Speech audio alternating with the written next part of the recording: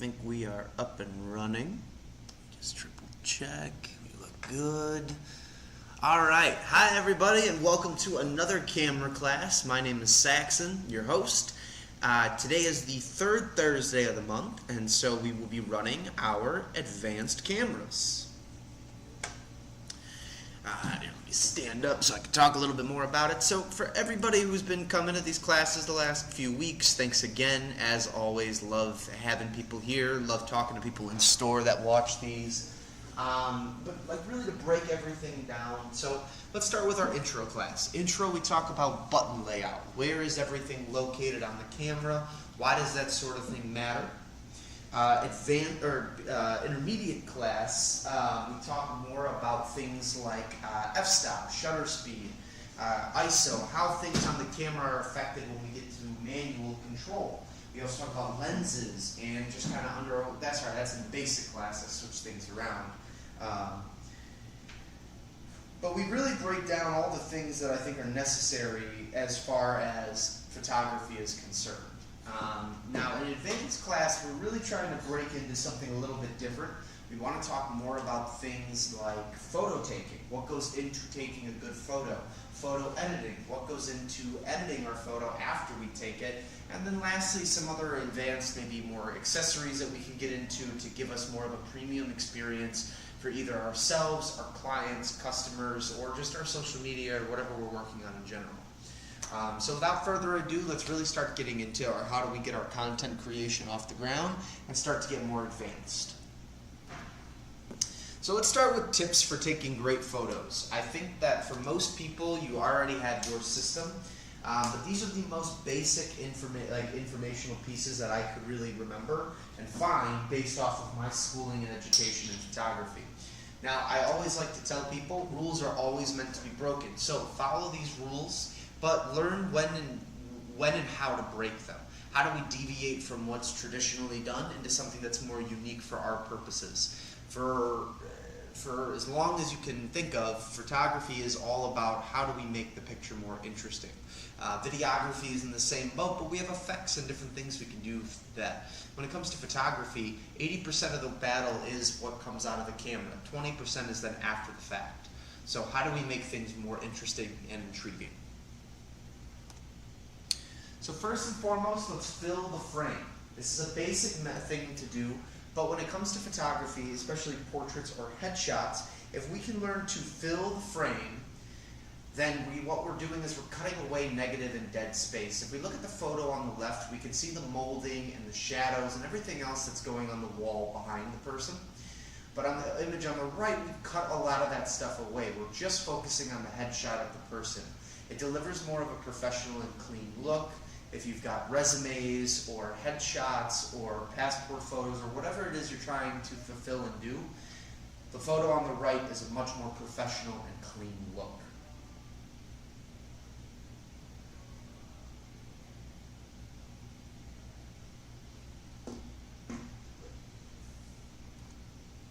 Eyes in the top third of our picture. So this one's a little hard, but when we're taking photos, we can focus on keeping our subject's eyes on the top third of the photo. What we're doing is generating content that is more pleasing to the human eye. It's kind of weird to think about, but humans work very symbiotically across a photo. We latch on to things that we're intrigued by. That could be color, that could be texture. A lot of the times when you look at art, even abstract art, the easier we can find ourselves or human figures within the pictures, the more we tend to look at it because we find, that we discover more of a figurative form. In this case, if we break the photo down into 3 sections, top, middle, and bottom, if we can keep eyes or eyebrows in that top section, then we're creating something more visually pleasing and stimulating to whoever's looking at it.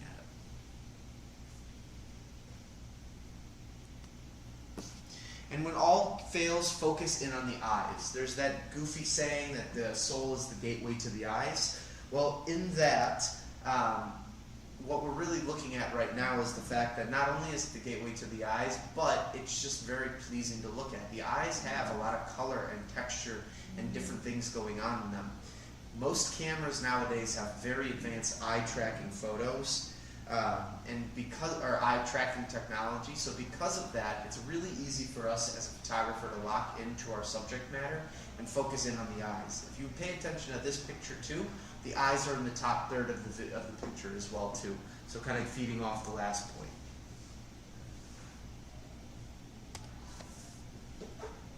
Get on their level.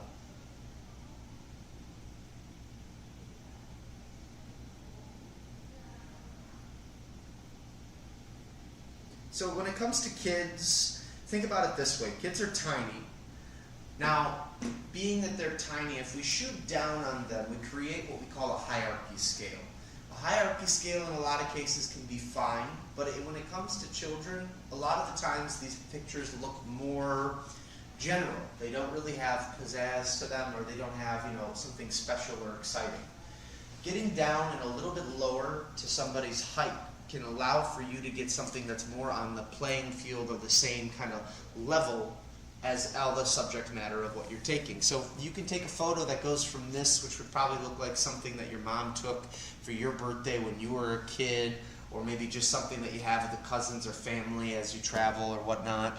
And you can maybe turn it into something like this, where you're having a lens that does good background to foreground separation. We have a slight blur on the background of the girl behind us.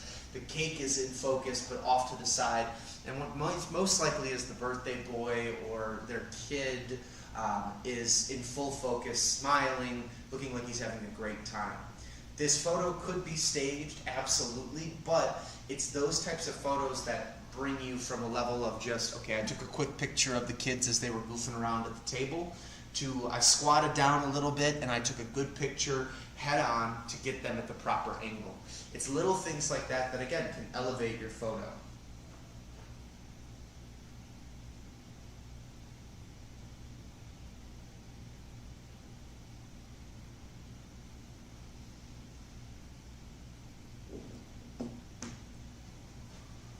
The other idea, too, that we can use is that we get lower than them.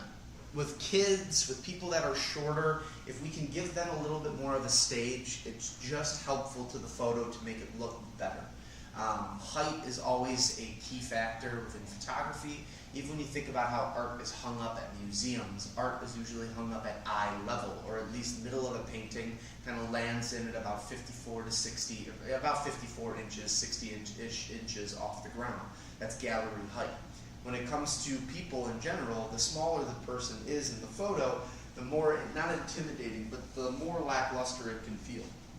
If we can dip ourselves down a little bit lower than they are to get the proper angle, we can create something really amazing.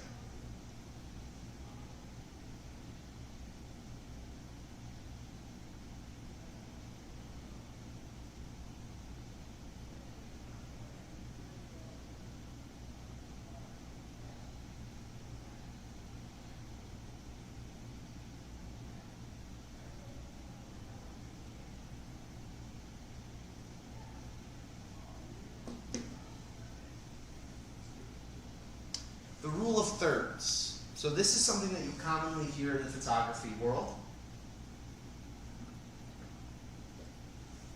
The rule of thirds divides an image not only top, middle, and bottom, but in left, center, and right. Then there are intersecting lines that cut through, usually within 4 different points or quadrants. And the idea behind the rule of thirds is that if subject matters or the main subject of the photo can hit within those circles or in those highlighted areas, we create something more visually appealing. The idea of a photo is that we want it to look as nice as possible. It doesn't necessarily need, the subject needs to be nice, and we don't necessarily need to sell whatever it is we're taking photos. But even if you're taking pictures of flowers or of rock formations, and it doesn't necessarily grant itself the most beautiful or appealing subject, if we can land at certain points or perspectives within our photos, then we can create something more visually pleasing towards the person viewing. In the case of rule of thirds, if we can land within these sections, we're making the photo look better for whoever looks. We have our surfer here, for example. He's landing perfectly within the rule of thirds. We can see him on the right side, him and his shadow are hitting perfectly.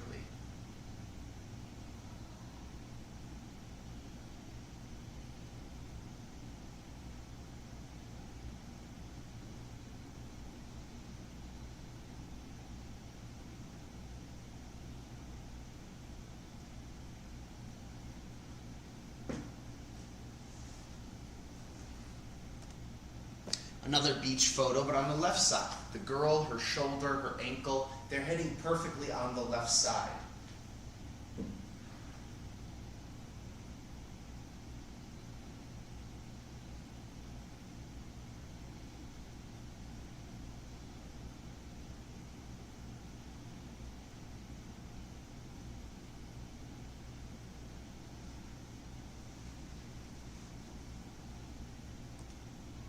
Now this one we have a double rule of thirds when you think about it. We have probably brother and sister and mom and dad on this photo. They're both hitting the two intersecting lines there.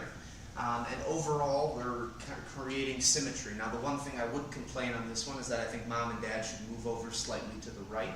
And then we create a little bit more of that symmetry on both sides. But again, just something easy and stackable that looks just better, looks pleasing image-wise.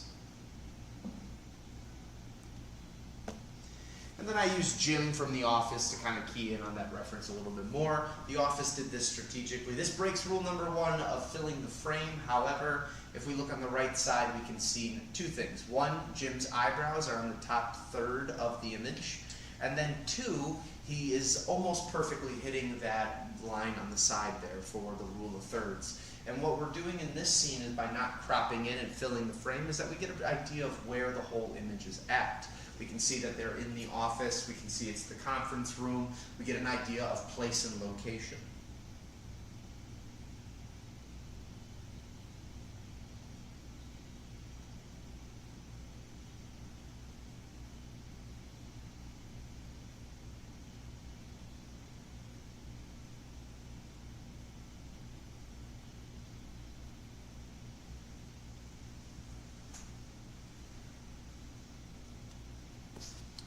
The sun at your back. When we think about sunlight, we should think about natural lighting as a key factor to image taking. Natural lighting looks fantastic. However, it can be too much sometimes. Keeping the sun at our back is always a great option when it comes to taking a photo. However, if we can figure out a way of controlling that sun a little bit better, then what we're doing is we're opening up more light to our physical image. In this case, on the first bad photo, we can see that the sun is behind the subject, but the subject is keeping themselves locked in and a little bit too dark. So we don't get a lot of light, nor do we get a lot of color from the person. Now, on the bottom portion of it, though, we can see that by moving the fish slightly out of the way, we are also allowing for the sun to hit the fish, which adds a little more light to the image as a whole. It brightens up his chest.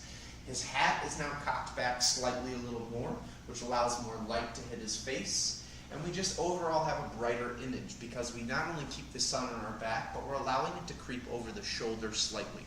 Use the sun to your advantage. Lenses, cameras, the technology that we know and love all stems from the fact that light enters the camera, and that's what then gives us the image and gives us the ability to see whatever it is that we're taking a photo of.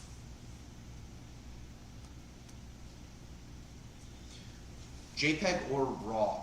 So now we're going to get more into the editing aspect. If we're talking about looking at photos and understanding it, now it's important that we discuss what the difference between a RAW JPEG and a process RAW.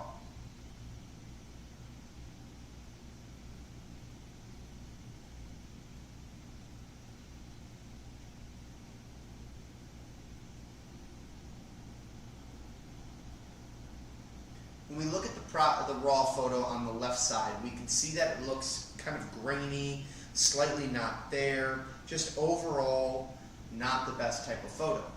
The JPEG offers a little more color to it, but not necessarily anything too poppy or flashy.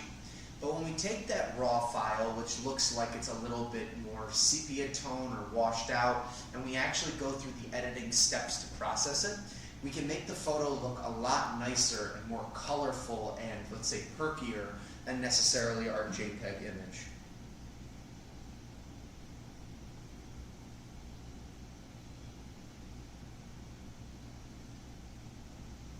So for example, if we then look at why we can do this kind of thing, a JPEG as a whole is a compressed file. Also, to start as well, if you have zero intention of editing and you don't think that that's worth your time as a photographer, then I would recommend sticking with JPEG. If you're curious about editing your photos, I would try RAW out every once in a while, and if you're not 100% sure, on your cameras, for the most part, you should be able to set it where you can do RAW and JPEG photo taking. This gives you the best of both worlds. Of now you have the smaller file size of a JPEG, which lets you still edit your photo, but doesn't give you as much flexibility or control as the RAW. Or you can then go the RAW route and have that photo ability to then edit and change things. So to really break this down, let's start with the JPEG. It's a compressed file. Being compressed means that it's smaller in file size, usually about 2 to 6 megabytes depending on the camera you're using. Color bit is the way we refer to the photo as a whole. How much color is available within the photo, and what can we do with that? The rating on there is lower because not much can be done. Now if you edit the photo and put it in and change highlights or saturation or the sharpness of an image, all that will show results. However, a RAW photo will give you even more results when you play with those dials. Now, with that being said, it can be edited on any photo editor. A lot of photo editors will be very picky in deciding on what you can do. However, you can use JPEG on everything. And then can be transferred faster. If you're trying to take pictures, send them to friends, use them for whatever other content you're trying to do, you can definitely do it a lot faster on a JPEG than a RAW.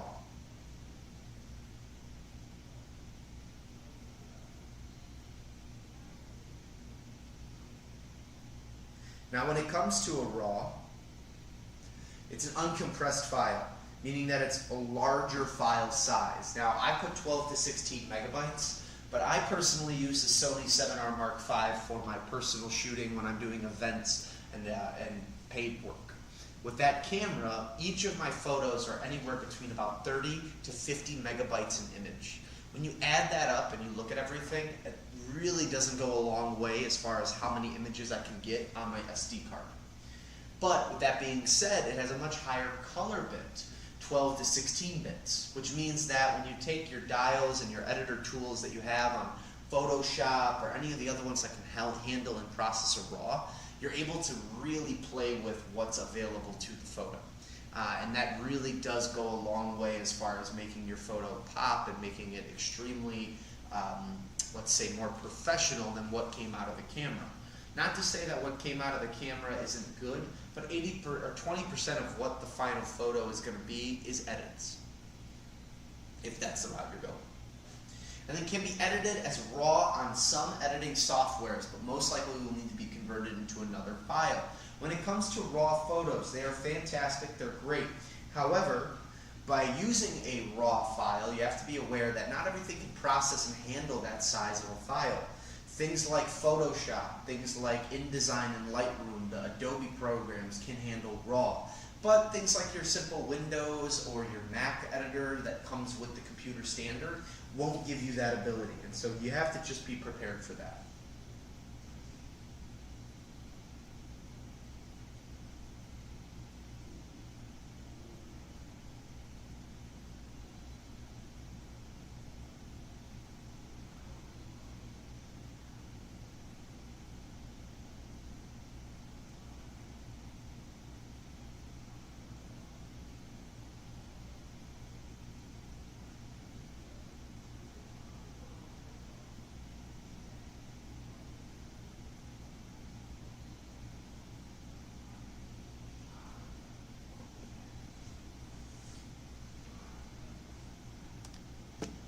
Now here's the basics on photo editing. Now that we've broken that down, and I apologize, I'm giving a little pause in between everything that I say. I've been told I sometimes go a little too fast on these. So, basics on editing photos. These are the very basic tools that I have learned and used when I edit my photo. These are the steps by steps that I go through. Now the one thing I do warn people on when it comes to this is that when you edit one thing and you change one thing, that doesn't mean you're not going to go back and change it again. And that's an important thing to remember, is that as you tweak and change things on the photo, you're going to then need to go through and edit and change all the other things as you play. It's not just like you fix one thing and then it's perfect. No, you might change something on there and realize that you need to go back and tweak it again because of other changes you've made after the fact. That's the whole point of editing your photos, is that movement and change and the willingness to be able to be flexible when it comes to this. But these are the steps that I go through first and foremost before I then start toning things up or down based on the results that I'm getting. But now let's look at some reference images before I really jump into things. Look at these photos that you see. They are all edited photos with before and afters or other versions in between. We might edit them to make photos look lighter rather than darker. We might help to get rid of wrinkles and smooth more edges out. We might want to make things pop, like hair highlights or facial features, especially if they're buried in the darker kind of qualities of a photo. You might want to make colors, bright colors, pop off, and people that are standing in front of others show a little bit better through that. There's a lot of reasons why.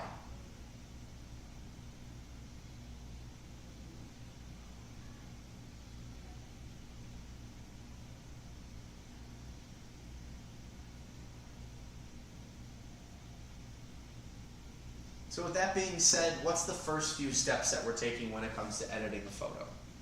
Step number one is buy an editing software or rent an editing software. If you're going to go with the renting route, monthly payments or monthly subscription on things like Adobe is fantastic. Things like Photoshop and Lightroom exist. They are some of the most premier editors out there. They're really great. I definitely would recommend them. But if you're not the type of person to rent a photo editor, maybe you don't want to do the monthly payments, which is the only downside I would say towards the photo ones through the editors. Then you might want to look at Capture One Pro or Corel Paint Shop Pro. Both are fantastic options, and so I definitely would recommend them. They're they're a one-time payment that you make, and they really do go a long way. Now, with the Corel Paint Shop Pro and Capture One Pro, much like the Adobe programs, you can add brushes and textures and all sorts of different accessories into there as you become more advanced. The only nice part is that you're not paying $50 to $30 a month for just that one editor. You get to just pay the maybe $300 or $400 for the product and then own it for the rest of your life. So step one, pick and choose your editing software. Do a little research, watch camera videos online. I always recommend watch what other people are using, or find your favorite professional that you love, their content, their work, whatever they're doing, and emulate it. That's usually the best. It's a form of flattery, number one. But number two, it'll really open your door to amazing and wonderful things. Our first step to editing a photo: crop and clean the image. So start by straightening the alignment of the photo. After that, go through and make sure that you do not have excess or negative dead space. Spot cleaning should occur at this time too.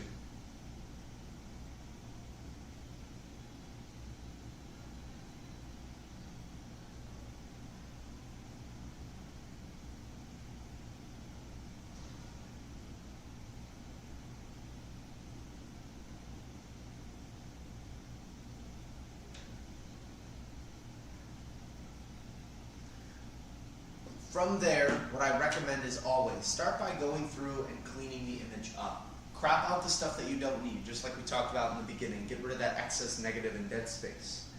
Then I would go through and make sure that you spot clean. Your lens, your sensor, it can always get debris and get dirty and gross. But if we can go through and just clean the image off and remove those, it goes a long way. With new features in Photoshop and Lightroom, there's a lot of AI technology that's involved in those that can really help us get rid of a lot of that's on there. Once we've done that, let's adjust our white balance. White balance doesn't refer to exposure. Rather, it refers to the overall composition. You will have less to play with when shooting in standard JPEG versus RAW, and some editors will have presets that you can control and change. Others will have temperature and tint, and some will have both.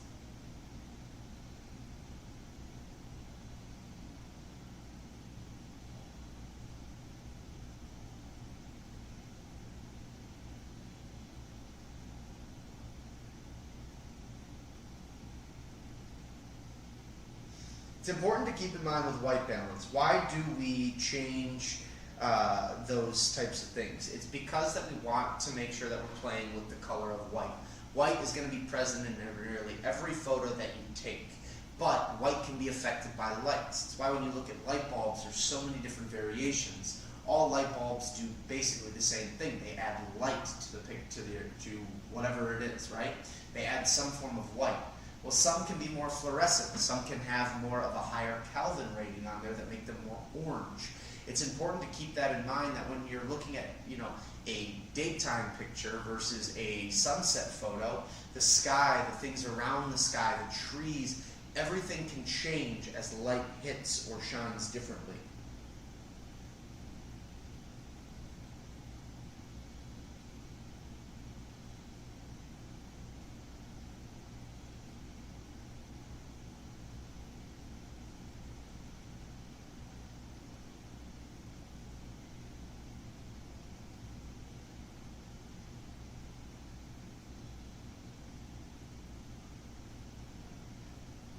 Now, when you're looking at some of these photo editors, some might just have the simple temperature and tint, which gives you that CMY color palette. There's 4 colors on that, one being the more orange to blue side. That's going to change the temperature, the Kelvin. And then the other being tint, which goes from a green to a purple. Now, if you take those dials and you play with them, and you pull them to their extremes and bring them all the way to one side, all the way to the other, you're going to see right off the bat how different those colors look.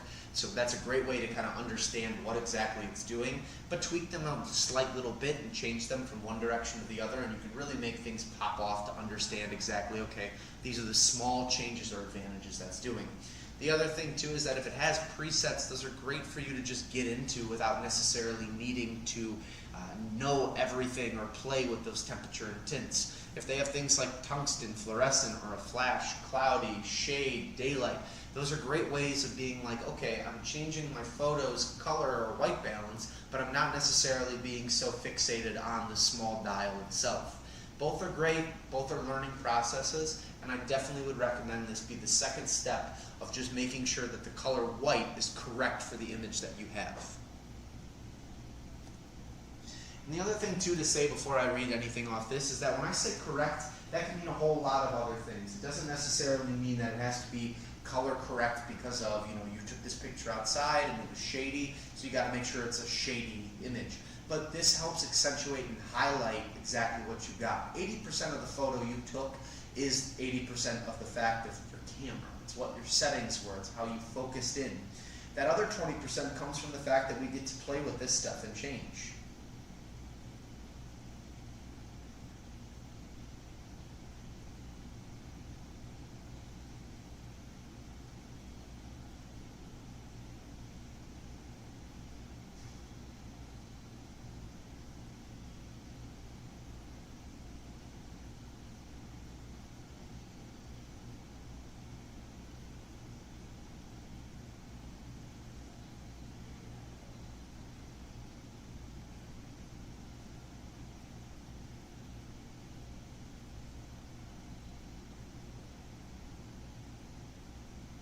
Now, let's talk a little bit about our next step. So, we've gone through, we've cleaned and cropped our image, we've changed the white balance. Now we want to adjust the exposure and contrast. Exposure plays on the brightness and the darkness of a photo. Beware of making a photo too bright because you can get a muted or muddled look to your photo. Now you can see things like exposure in the bottom left picture with the before and after. If we take the exposure and bring that to a little bit more of a dark level, we're making our photo look a little moody. Now, the same thing could be said with the photo on the right-hand side. By changing that, we're making the photo a little bit more either overexposed or underexposed, which can lead to a more bright or dark photo. Now, that being said, when I say bright or dark, you can see how bright the overexposed is. The sky tends to blend into the building, whereas the underexposed looks very dark. It looks like it's nighttime or a very shadowed thing is covering the sun. The middle ground, or normal before any exposure happened, just looks like a standard image. But if we play with that, we can expose expose less of the image to light that's available. Now, contrast, on the other hand, takes whatever we played with in the exposure, but it plays with the dark and the light tones. High contrast makes the image stark with very dark and very light sections. Low contrast will make things look flat or washed out. The goal is always to aim for the middle. That being said, With that, the reason we want to make sure that the contrast is something a little bit more special is because we want to make sure we're highlighting the lights and the darks. We want them to be both unique but connected in their own routes. That's the only way that we can get something that looks very natural, but also has that undertone of being edited and manipulated. Again, 80% of the work comes through us using the proper settings on our camera, but by changing these settings and editing our photo, we really can make things pop a little bit more than they were before, which leads to just a more stimulating photo.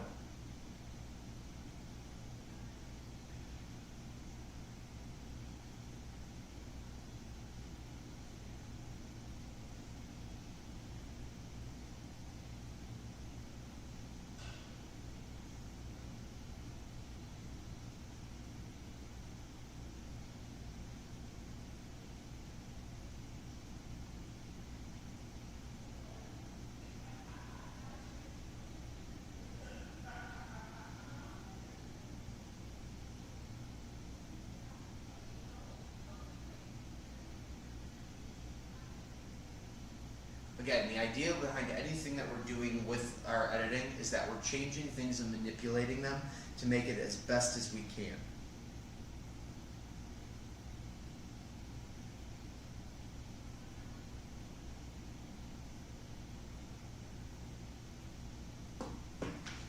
Now, after we've gone through, so we've talked about at the very beginning, clean and crop the image, adjust the white balance. Now we've played with exposure and contrast within the image. Our next step should be using a histogram. And now, with a histogram though, we don't always have to use it. But for those that care about distribution of light between the images and between everything that we have going on, this is a great way to get into it. So a histogram isn't always needed when editing photos, but a histogram is a great way to see how light is distributed throughout the image. You can see that on this graph, for the most part, it has peaks and valleys. Those peaks and valleys really offer a good amount of just different lights and dark tones, but they give us a clear indication of how our camera sensor, which is what's reading the light and taking the light, is how it's understanding the image. This histogram below is a great example of a properly light distributed photo.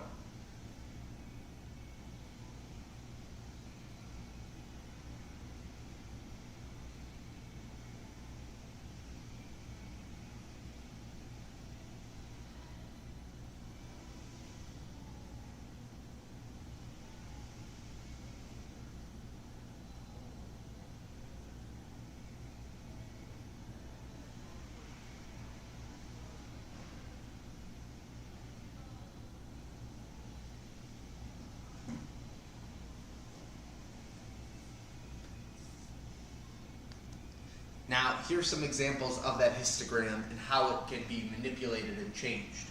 Now, on the left, we have a properly exposed image, which shows nice peaks and valleys, but then we have overexposed and underexposed, which really shows off how drastic of a change you can get and how the graph will look.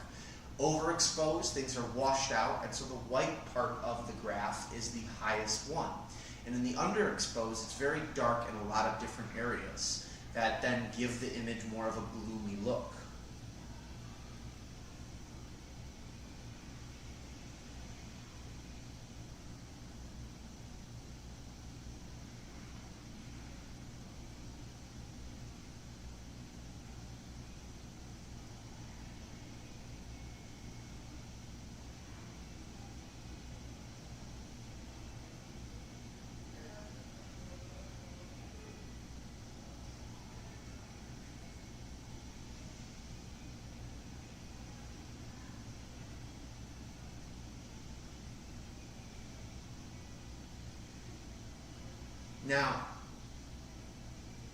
Now when we look at the right image, we can see that those images on the right don't necessarily follow your stereotypical histogram.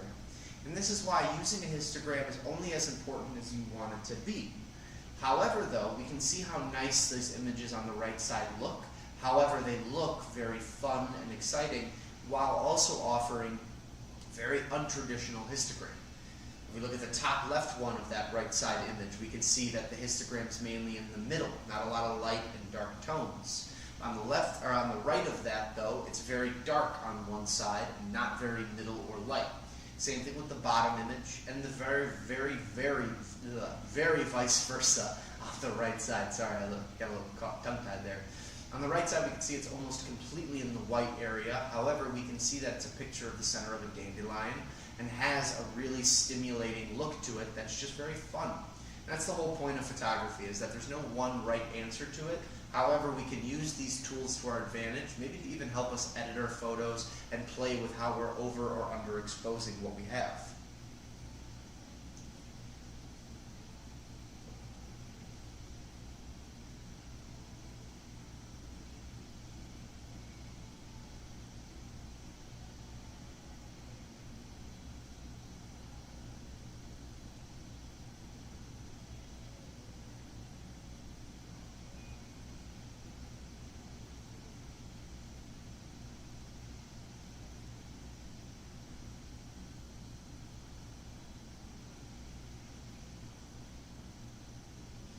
Now, let's break away a little bit from the histogram. Go back into it. So we've looked at the histogram because we were talking about contrast and exposure. But now let's get back into color, which is an extremely important part of the image. So for color, if we look at vibrancy first, we'll increase or decrease the color intensity in brighter colors throughout your image.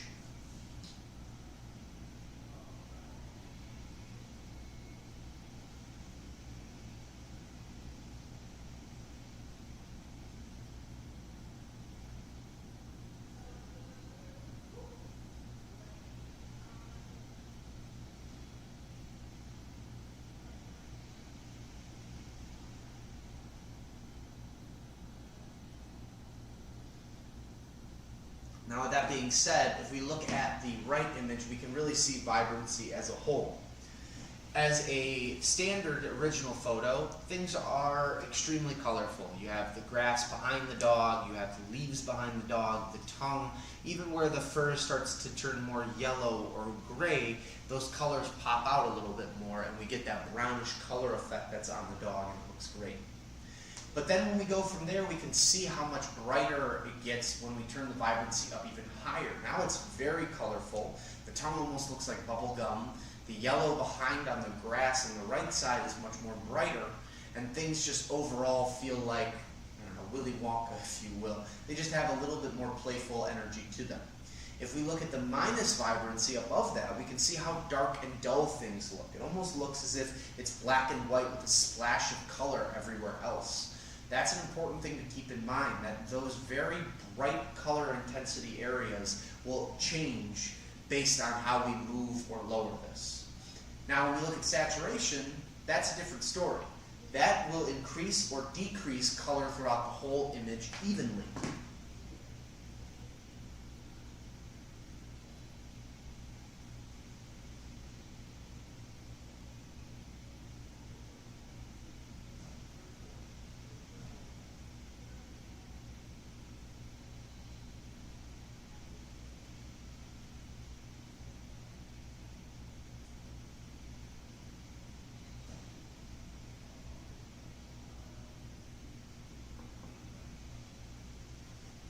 Now, we can really get a gauge for saturation when we look at the bottom left picture. We can see that an undersaturated photo shows the hills, the grass, everything pretty standard, including the sunset that's going on. But on the right side of that image, the grass, even the yellow parts, is brighter. The road has more of a bluish tint to it.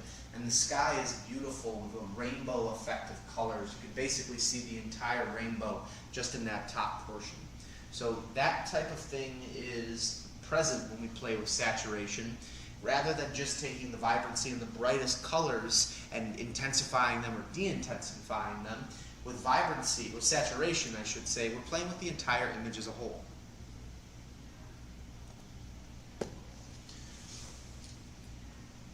Now, one of the last things that we're going to look at is the actual sharpness of an image.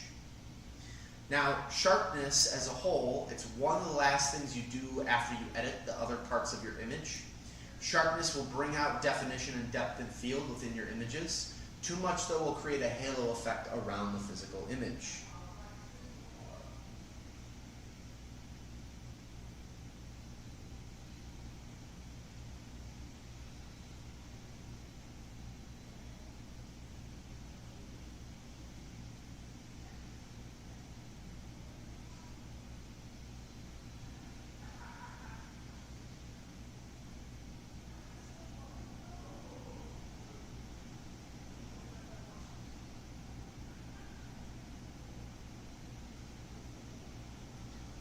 Now, when we look at the idea of sharpness, we can really see the difference, in my opinion, on the right side with the frog. The frog's face and the outer parts of the frog look extremely sharp on the leaf and on the background. We blurred the background out, but we've made the frog and all the little bits and knobs that it has a lot more intensified. On the left side, we kind of have something similar with our fox, where the fur of the fox is extremely detailed and has really nice image quality to it, and we can really see how much more intensified it is. However, we can almost get a little bit of a halo effect on the left side, and we can really see how the extent of putting too much sharpness on an image can be detrimental and really give a little too much to the thing, to the whole image that maybe we didn't want.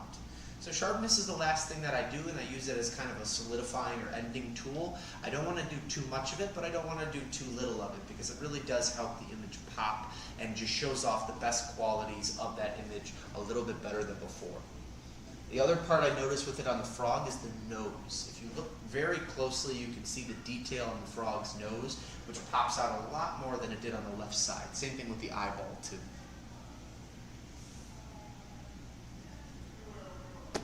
Now, we've gone through and edited our photos. Now, what do we do with those? A lot of people might just put them on social media, post them, or have a little bit of fun with them.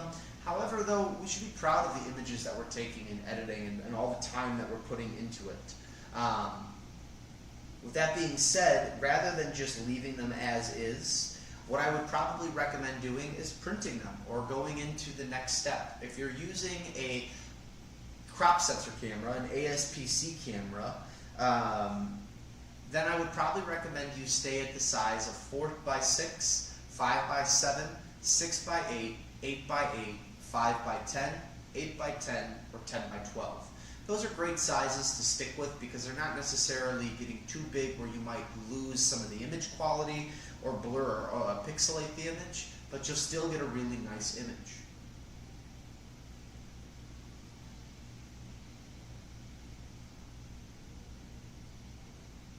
Now, if you're using a full frame camera, then I would probably recommend you go a little bit bigger. If you really want that mantelpiece for above the fireplace or above the couch, then maybe give the 20x24 a shot, or the 16x20. Same thing with a 12x15 or 11x14. If you have a full frame camera, you can absolutely go smaller, but because your camera has the capabilities of really not giving itself too much of a pixelated image or a blurry image at certain sizes, I would play with what you can and can't do. Now, if printing an image doesn't seem exciting to you, rather than let them live as a desktop or a wallpaper or just an Instagram or Facebook post, you might want to get a digital picture frame. Digital picture frames are becoming more and more popular. They're great ways to save and store the image, but they offer you the flexibility of putting as many on there as you want and having a really nice selection and collection of your photos and work.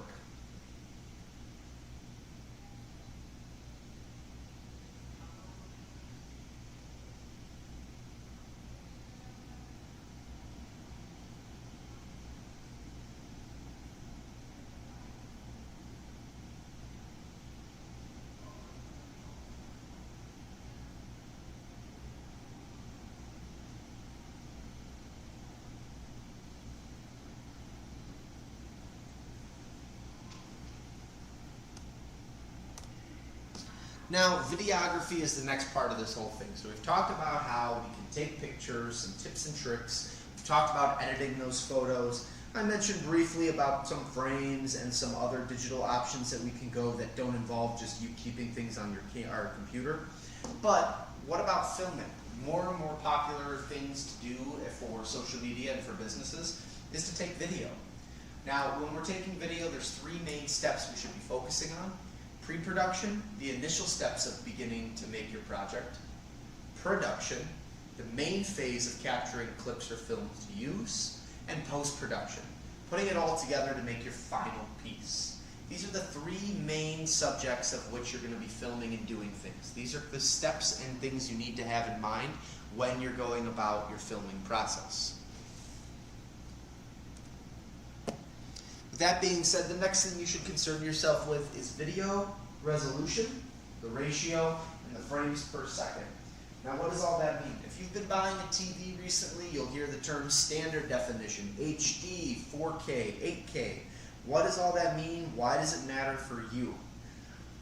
Well, with standard definition, it's just going to be a very basic image quality. But if you try to blow that up on a bigger screen, it'll start to look pixelated or blurry. Something like a cell phone is probably more than enough for the standard definition. We get to HD, you can get a little bit bigger with that image. It's probably going to look better on things like Facebook or social media. Now, if you're going to be planning on showing this on TV or any TV that you have, or just in general, whatever bigger space that it might go on, 4K is that option. And 8K is becoming more and more popular as it's becoming more and more feasible to do. Is it the most advanced thing that you should always be doing? Not necessarily. If you have a camera that can shoot in 8K, that's fantastic. But do you need it? No. I think 4K is more than enough to really get a sharp, crisp image or video across.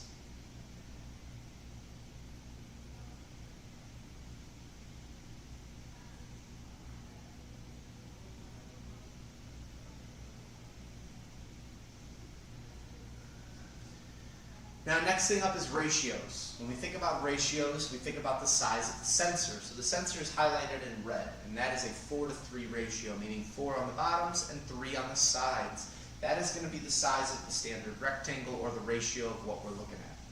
Now, a 3:2 brings in our sensor size a little bit more, and if we're thinking about it in the sense of video, it creates those little black bars going across. Is it necessarily necessary? No, but it brings your image in a little bit more tighter and gives you just more of a kind of centralized view. 16:9 does the same exact thing. It brings it in even further and gives more of those black bars. Those could be more dramatic if you want. Those could offer a tighter view and focus on your lens and camera that you're using. Again, three are interchangeable, but for the most part, the only reason you'd be using something like that is to really show off or have some fun with your cinematography skills. Is it going to be that everybody uses the same one? No. But for what your video purposes might be, it might be a good option. Lastly is the 1x1, the square. This would be the one that if you're doing it for Facebook, Instagram, social media of any kind, the 1:1 will give you a really nice look. Now, last but not least on this list is FPS, frames per second. The more frames that you have, the more you can do slow motion. The standard median in most cases for TV and for movies is 24 frames a second. 60 frames though is more images stacked on, which gives you a crisper and cleaner video. It also gives you the ability to really do some fun slow motion. 120 would be the perfect one for slow motion or time lapse. The more frames that you have, the slower you can run the video, and the better it'll look overall. You can absolutely run a slow motion video at 12 frames a second, but it might look a little goofy and pixelated and not give you the quality that you're looking at. Now, the way that you can also look at frames per second is that it's pictures per second. Those frames or pictures then get stacked on top of each other, giving you that movie quality feature. If you ever look at what the first video is, it's a horse running across a finish line, and it's a series of cameras that go off that take the pictures, which then when played in a sequence, they then show the horse in motion, running and moving. It's really cool, it's fun, and it's one of the first ever videos that's been captured, I believe back in either the late 1800s or very early 1900s is of that horse running. Very cool. Now, when you're filming, the must-haves that I always joke about, and the same things I was told when starting this class up from my media and video department, was that 2 of these things have to be good, 1 can be bad, and people will still watch what you have to talk about and make. Your camera quality, your lighting, and your audio quality. Camera quality, I think, is one of the most important parts. Having a camera that shoots appropriately for the content you are trying to make. This doesn't have to be movie quality, and I like to also make sure that I stress that. However, though, it has to work for you and your page and project. If you're making stuff that has more of a retro look and you want to use a camera from the 1980s, by all means. But if you're shooting something that's extremely modern and high-tech, it probably isn't the best thing to show off your camera skills with something that looks like you filmed it on a Motorola Razr from 2005. You want to make sure you have something that offers the people that you're showing these videos to the best of what you have to offer. And again, not every video has to be completely clean and crisp and perfect, However, though, it has to show off whatever it is you're trying to show to the best of its ability. Lighting, I think, is one of the second most important things, because with lighting, you have to choose a lighting method that works well for you, and I have a couple examples of those next. And then last but not least is mics. I think that audio quality is important. However, if you don't have good audio quality, it's, I think, okay as long as your picture and your lighting is great. However, things to look into for mics would be things like shotgun mics, on-camera mics, and wireless mics. You see a lot of people nowadays creating YouTube videos. They record on their phone and they have a microphone hooked up to them on their shirt, and that's where they're getting their audio from. And it's a crisper, cleaner, more isolated sound than if they were to use it on their cell phone.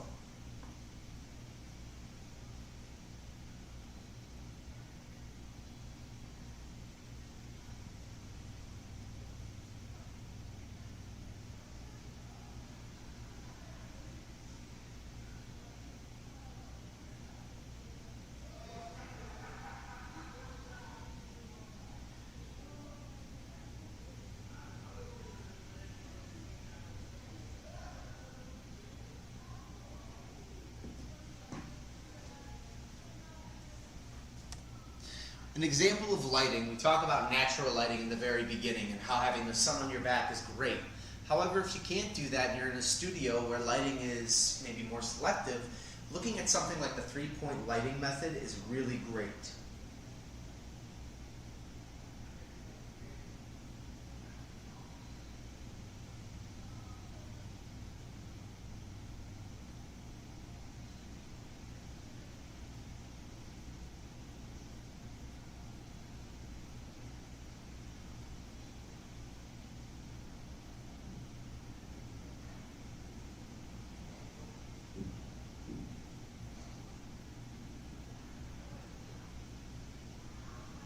Now, the three-point lighting method gets its name because we have three different points of light. The key light, which is the main light highlighting our subject, the fill light, which takes away those awkward shadows that come from the key light, and the backlight, which then gives our background to foreground the proper separation it needs so the image doesn't look flat. This is the most traditional and simple setup of lights that you can do. You can do it with lights that you have at home. You could buy fancy lights. It really comes down to your budget, what you have available. All works when this comes into play. It's just figuring out what works best for you. Other examples, though, could be on-camera flashes, LED lights and blocks, ring lights, different ways of lighting up the subject matter without necessarily blinding them or putting too much emphasis on the light where you wash color and things away. For the most part, more light is better than no light.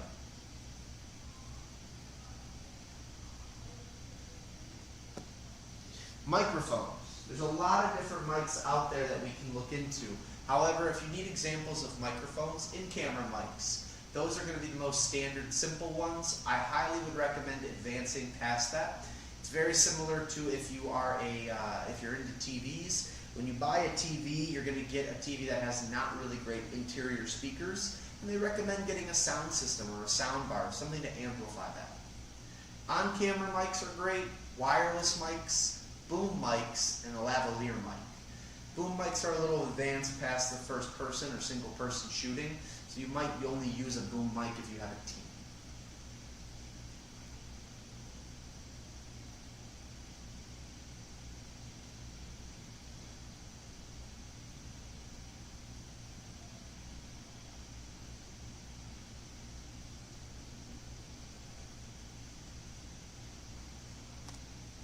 Stabilizing your shot. There's a lot of different ways that we can stabilize the shot, but to simplify it, there are three main types of tripods. A monopod, which is one leg, a still photo tripod or ball head joint tripod, which is really made for photography, giving you slight movement but really great stabilization to keep you locked down.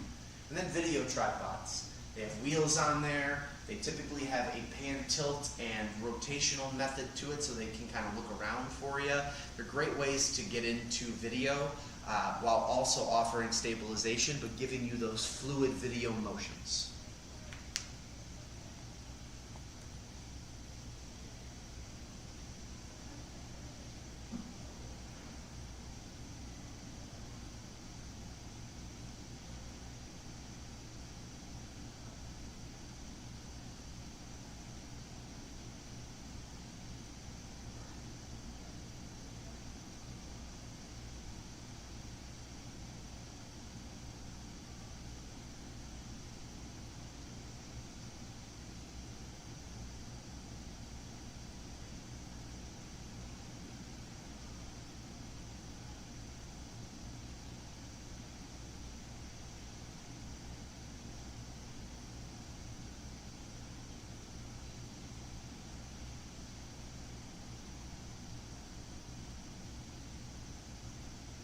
Now, when it comes to stabilization, there's a lot of different ideas that we have with that.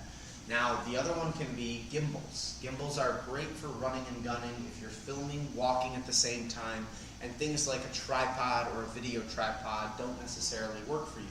Single-handed gimbals are kind of what they are. You hold them with one hand. Two-handed gimbals give you two hands on the gimbal itself. Great if you have a spotter who can then watch the screen behind you or video monitor.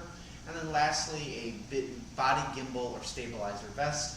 That one is similar to the boom mic category, where it's not necessarily the most popular, but if you have a very expensive camera setup or a heavy camera setup, this is a great way of taking that stress and poundage off of your back or your body or shoulders. And that is all I have for you. So I kept it around the hour mark. We're at 6:27 at the moment. Next, actually I take that back. So for everybody to be on the same page, next Thursday is the fourth Thursday of the month. It's not the final Thursday. So next week there will be no camera class. We're actually off next Thursday. With that being said though, the following Thursday we will have class. So let me look at the calendar real quick. So tomorrow, next Thursday, the 22nd, there will be no camera class. The following Thursday is the 29th of August. We will then have our final camera class for the month that's beyond the traditional camera, where we'll talk about things like GoPros, drones, DJI products, camcorders, and Insta360 cameras. Different things that you could add to your camera arsenal that aren't necessarily as traditional as a mirrorless or DSLR. Now, usually for this last 30 minutes, I open it up for questions. If anybody has questions on what I talked about, you can chat in right now. I don't have anybody in class with me today to ask questions, so I won't have anybody there to ask anybody asking questions there.